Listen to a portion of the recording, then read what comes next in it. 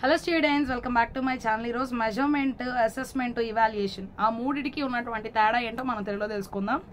It is defined as assigning A numerical quantity to instruments such as rulers and stop watches can be use to determine high speed and so on. ఇక్కడ మనం చూసినట్లయితే ఒక measurement అనేటువంటిది మనం ఎలాగ కొలుస్తాము అనేటువంటిది ఇక్కడ చూసినట్లయితే న్యూమరికల్ క్వాలిటీ అంటే ఇక్కడ నంబర్స్ని బట్టి మనం చెప్తాం అనమాట. న్యూమరికల్ క్వాంటిటీ, ఓకే, సో ఆ యొక్క నంబర్ని బట్టి మనం అది ఎంత అనేది కొలిచి చెప్తాం అనమాట. So instruments such as rulers, okay, so మనం ఏం వాడతాము, స్కేల్స్ వాడతాము, ఇంకా చూసినట్లయితే స్టాప్ వాచెస్ వాడతాము. స్టాప్ వాచ్లో టైం పెట్టుకొని ఆపుతాం కదా, సో అట్లా మెజర్ చేస్తాం. Can be use to determine high speed and so on. Okay, so అట్లా చేయడం వల్ల ఎక్కువ స్పీడ్ అనేటువంటిది మనం కవర్ చేస్తూ ఉంటాం అనమాట. సో ఏదైనా మెజర్మెంట్ని మనం అట్లా కొలవచ్చు. సమయాన్ని అయితే స్పీడ్ వాచ్తో, లెంగ్త్ని లేదా విడ్త్ని అయితే ఈ యొక్క స్కేల్తో మనం కొలవచ్చు అనమాట. But many intellectual capacities, okay, or other quantities of educational interests are measured indirectly, okay. So avaithe మనం ఫిజికల్ గా చేయాల్సినవి అయితే మాత్రం అట్లా కొలుస్తాము.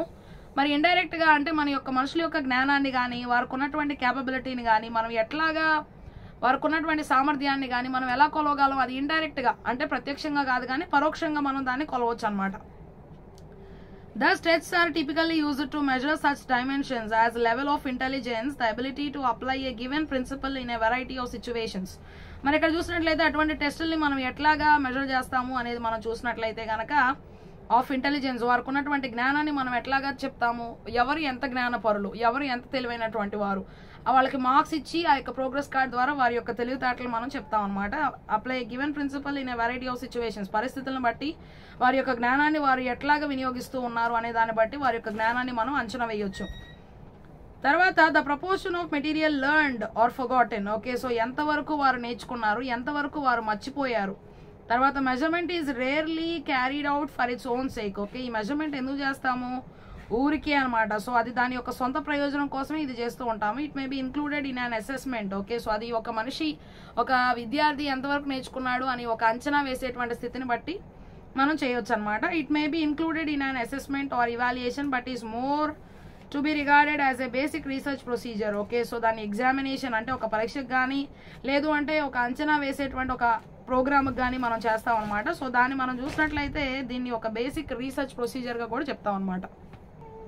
Assessment as far as possible the term assessment should be reserved for application to people. ఇక్కడ మనం చూసినట్లయితే ఈ యొక్క అసెస్మెంట్ అనేటువంటిది ఎంతవరకు ఇదవుతుంది అంటే for application to people, okay, so అది మనుషులకి ఇచ్చేటువంటి దాన్ని బట్టి అనమాట. సో ఎంతవరకు మనం దాన్ని అప్లై చేసి ఉంటున్నాము, ఎంతవరకు వాళ్ళకి ఇస్తున్నాం అనేటువంటి it covers activities included in grading, okay, so వాళ్ళు ఎంతవరకు చదివారు అని ఒక గ్రేడింగ్ అనేది మనం ఇస్తాం కదా, ఏ కానీ, బి కానీ, సి కానీ, డి కానీ అట్లాగే ఇస్తాం కదా. సో దాన్ని బట్టి formal and non formal, okay, so అది అఫీషియల్గా వెళ్తుందా లేదు అంటే నార్మల్గా జరుగుతుందా, examining, certifying and so on, okay. So పిల్లల్ని మనం గమనించినప్పుడు, పరీక్షించినప్పుడు వారి యొక్క స్థితి ఏంటి అని తెలుసుకునేటువంటి సందర్భంలో ఈ అసెస్మెంట్ ఉపయోగపడుతుంది. Students achievement on a particular course may be assessed. ఇంకా ఏంటి అంటే ఒక్క కోర్సులో వాళ్ళు ఎంతవరకు వారి యొక్క తెలివితేటలను వినియోగించుకొని ఎన్ని మార్క్స్ సంపాదించారు అనేటువంటి దాని మీద కూడా మనం ఒక అంచనాకు వస్తాం కదా, వాళ్ళు ఏంటి చదవగలరా చదవలేరా అనేది మనకు తెలుస్తుంది కదా. And applicant attitude for a particular job may be assessed, okay, so తర్వాత మరి ఎవరైతే ఒక వ్యక్తి వారి యొక్క వ్యక్తిత్వాన్ని బట్టి ఆ యొక్క ఉద్యోగ పరిస్థితిలో వాళ్ళు ఎట్లా ఉంటారు అనేది కూడా ఒక అంచనా వేయచ్చు. Teachers competence may be assessed, okay, so ఇంకా టీచర్స్ అనేటువంటి వారు ఎట్లా పోటీ పడతారు అనేది ఒక అంచనా వేయచ్చు. Through out the world most educational systems find its appropriate to record statements achievements in some way, whether with a number or a letter code or a comment such as satisfactory or needs improvement. So ఎవరినైనా సరే కాండక్ట్లో రాస్తారు కదా, satisfactory, okay, పర్వాలేదు, లేదు అంటే good, వీళ్ళు చాలా బాగున్నారు, లేదు అంటే ఎక్సలెంట్, అసలు వీళ్ళు ఇంకా చాలా బాగున్నారు అని చెప్పేటువంటి విధంగా ఒక పదాన్ని బట్టి మనం వాళ్ళు ఏంటి అనేది చెప్పేస్తూ ఉంటాం కదా. So such assessments are based on internal synthesis of a wide variety of evidence. ఏది చేయాలన్నా సరే దానికి ఒక మన దగ్గర సాక్ష్యం అనేటువంటిది ఉండాలన్నమాట, దాన్ని బట్టే మనం ఏదైనా చెప్పగలం. And although they often include test results. ఇలాంటివి ఎప్పుడు అంటే టెస్ట్ జరిగిన తర్వాత ఆ రిజల్ట్స్ని బట్టి కూడా మనం చెప్పొచ్చు. They rarely have much in common with the scientific measurement, okay, ఇవి కొంచెం చూసినట్లయితే మనం సామాన్య శాస్త్రాన్ని బట్టి చేయబడినటువంటి ఒక కొలతగా కూడా చెప్పొచ్చు అనమాట, వాటిలాగానే ఉంటాయి ఇవి కూడా.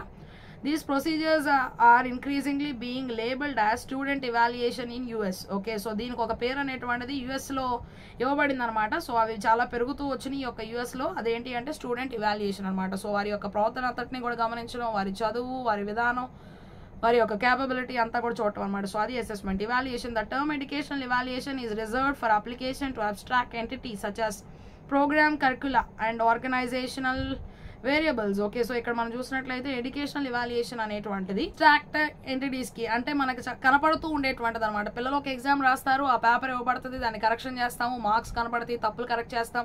సో అదంతా కూడా మనం చూసేటువంటి such as program curricula and organizational variables. Okay, so అదొక ప్రోగ్రామ్ లాగా జరుగుతూ ఉండేటువంటిది అని మనం చెప్పుకోవచ్చు అనమాట. సో ఒక్కొక్క ఆర్గనైజేషన్ లో ఒక్కొక్క విధంగా ఈ యొక్క ఇవాల్యుయేషన్ అనేటువంటిది, కరెక్షన్ అనేటువంటిది ఉంటదన్నమాట. Just as assessment may characterize a routine activity in which most educators will be involved. ఇంకా మనం ఇక్కడ చూసినట్లయితే అసెస్మెంట్ లాగే ఇది కూడా సేమ్ ఉంటుంది అనమాట. ఎప్పుడు జరిగేటువంటి విధానంలోనే ఉంటుంది. సో చాలా మంది చదువుకునేటువంటి వారు ఇందులో ఉంటారనమాట. So evaluation is activity primarily for those engaged in research and development. So ఎవరైతే ఈ రీసెర్చ్ అనేటువంటి చేస్తూ ఉన్నారో, అభివృద్ధి చెందుతూ ఉన్నారో, సో అలాంటి వాళ్ళకి ఇది చాలా బాగా ఎక్కువగా ఉపయోగపడుతుంది ఈ యొక్క ఇవాల్యుయేషన్ అనేటువంటిది.